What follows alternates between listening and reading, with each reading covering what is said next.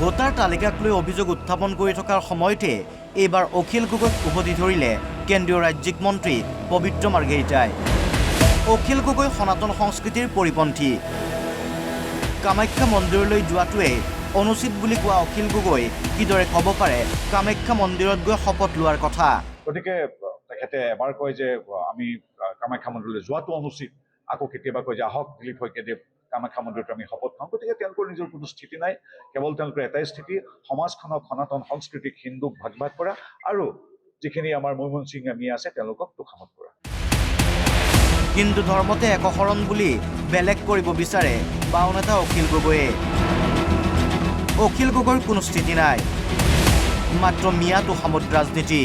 এতিয়া তেওঁলোকৰ অখিল গগৈৰ ভিতৰত এটাই লক্ষ্য বা তেওঁলোকৰ দৰে বামপন্থী এনাৰ্কিষ্ট বা আৰবান নাক্সালৰ এটাই কথা যে হিন্দু ধৰ্মতে কোনোবাই এখন বুলি তেওঁলোকক বেলেগ কৰিব বিচাৰে, কোনোবাই শাক্ত, কোনোবাই শৈৱ, কোনোবাই বৈষ্ণৱ, এই সকলোবিলাকে ভাগ ভাগ কৰি নিজৰ মাজত যিটো সনাতন সংস্কৃতিৰ একতা এইটো ভাগ কৰি তেওঁলোকে এটা অদ্ভুত পৰিৱেশ সৃষ্টি কৰাটো তেওঁলোকৰ অন্যতম এটা এজেণ্ডা।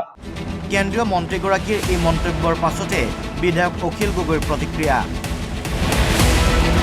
কামাখ্যা মন্দিৰলৈ যাব নালাগে বুলি কোনোদিনেই কোৱা নাই। মই কামাখ্যা মন্দিৰলৈ যাব নালাগে বুলি পৃথিৱীত কোনোদিনে কোৱা নাই। মই কৈছোঁ যে আমাৰ শংকৰদেৱে শিকাই গৈছে শংকৰদেৱে যে বেলেগ একো কৰিব নালাগে, ভগৱানক পাবৰ কাৰণে একবাৰ ভগৱানৰ নাম লৈ দিলে হ'ল। ভোটাৰ তালিকাৰ পৰা নাম কৰ্তন সম্পৰ্কত অখিল গগৈ অনা অভিযোগক পোনচাতে মিছা বুলি আখ্যা দিছিল ৰাজ্যিক বিজেপিৰ সভাপতি দিলীপ শইকীয়াই। কিন্তু কোন শুদ্ধ কোন অশুদ্ধ সেই কথাৰ প্ৰমাণৰ বাবে অখিল গগৈয়ে দিলীপ শইকীয়াক কামাখ্যা মন্দিৰত গৈ শপত লোৱাৰ বাবে ফোন কৰা বুলিও মন্তব্য কৰিছিল অখিল গগৈয়ে। আৰু অখিল গগৈৰ এই মন্তব্যৰ প্ৰত্যুত্তৰ আছিল পবিত্ৰ মাৰ্ঘেৰিটাৰ। News desk report, Assam live 24।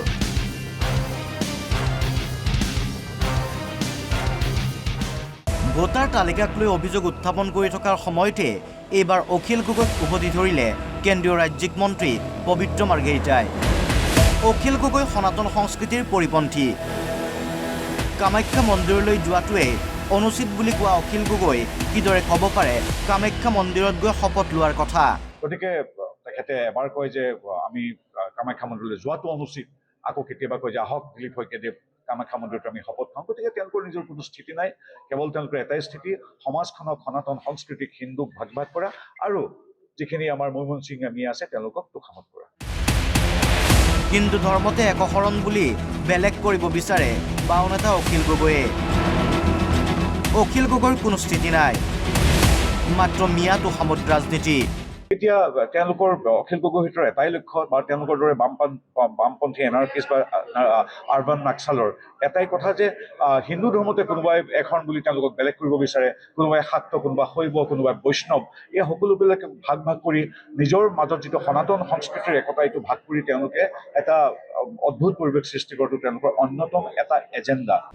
কেন্দ্ৰীয় মন্ত্ৰীগৰাকীৰ এই মন্তব্যৰ পাছতে বিধায়ক অখিল গগৈৰ প্ৰতিক্ৰিয়া।